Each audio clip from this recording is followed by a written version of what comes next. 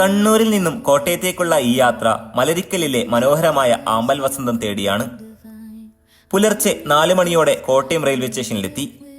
ഇവിടെ നിന്നും 1.5 കിലോമീറ്റർ ദൂരെയാണ് സുന്ദരിയായ മലരിക്കൽ.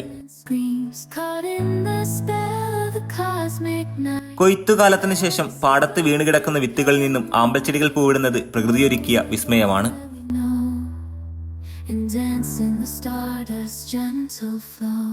1850 ഏക്കറോളം നീണ്ടു നിവർന്നു കിടക്കുന്ന പാടങ്ങളിൽ പിങ്ക് നിറത്താൽ പൂവിട്ട് നിൽക്കുന്ന ആമ്പൽ പൂക്കൾ, സൂര്യോദയത്തിലെ ആകാശത്തിന്റെ നിറവും അവയ്ക്കിടയിലൂടെ പാറി നടക്കുന്ന പറവകളും.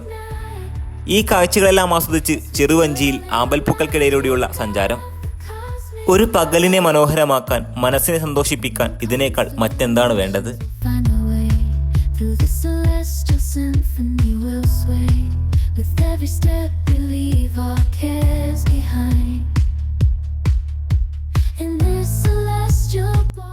സൂര്യോദയത്തിൽ എന്ന പോലെ അസ്തമയത്തിലും സുന്ദരിയായി നിൽക്കുന്ന മലരിക്കലിനോട് യാത്ര പറഞ്ഞു.